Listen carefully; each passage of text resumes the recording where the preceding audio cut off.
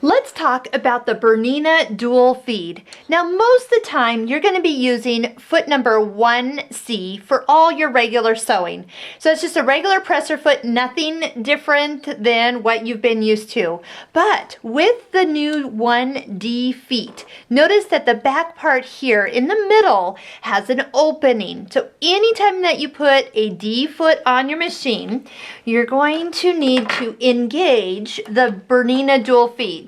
Now, if you don't, this is definitely not going to look good or work good at all. So this big open gap in the back should be your clue that something is missing. If you don't pull this down from the back area and let it snap into place, you don't have any feeding back there, and it really, well, it doesn't work well at all.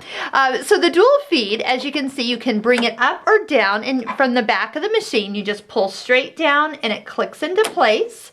And when you go to pull or release it, pull down gently, pull back, and it will pop up. But I don't want you to pop it up. I want you to kind of guide it up. It's kind of on its own little spring here. But make sure that it doesn't snap up when you are not having that. Just hold on to it when you release it. So the dual feed feet, you'll notice that in your collection with this machine, you have a zipper foot that's dual feed. So when you're working on difficult fabrics, something like a velvet or a satin with a zipper, it can easily help pull that fabric through.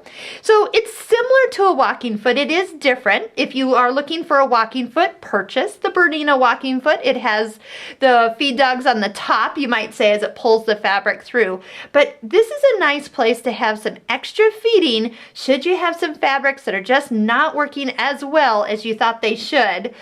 These days fabrics come in all shapes and sizes, so you never know what you're going to get. The other dual feed foot that you have with this machine is the one for 1/4 inch stitching.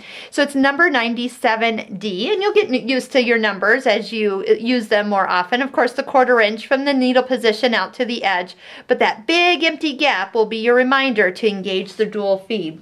One of my other favorite feet, and I always have it close by when I'm sewing, is an edge stitch foot, number 10. And this is available as a dual feed foot. And I would say anytime that the foot is available with the D is to purchase the D version, the dual feed version, since you have the machine that can handle it. That definitely is going to be to your advantage. Now, there's not a lot of feet that are set up for dual feed. Not all of them need to be. So like pin tuck feet, you don't need them to be dual feed. So they don't make them. Maybe they'll make them in the future. I do not know, but I'm going to go through just a few of them. This is my all-time favorite foot.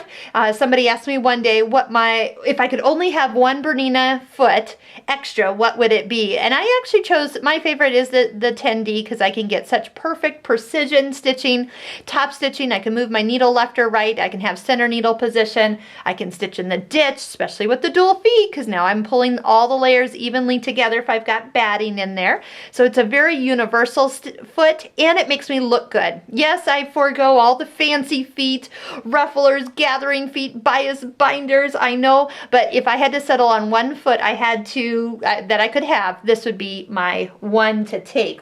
Now there's a few other ones. You can get your open toe foot 20 in a D version.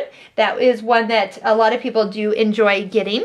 Another one is number 14D. That's a zipper foot with guide. So it will also help with some of those difficult fabrics, but the guide really helps keep everything nice and even. And when people look at zippers, it's very obvious if things are not running perfectly parallel.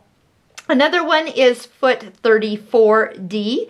It's a reverse pattern foot with a clear sole. So it's pretty much like your regular foot, number 1, but it's clear. So you can see where you're going, and you can see by those lines on the foot, it's really easy to line up center marks or starting marks by the left and right red lines on the foot.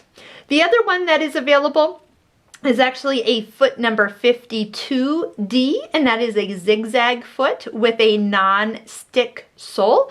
So if you're working on any vinyls or leathers where the metal foot is going to kind of stick to those fabrics and not let them feed through, the non-stick part of that foot will glide across the fabric and really make it nice.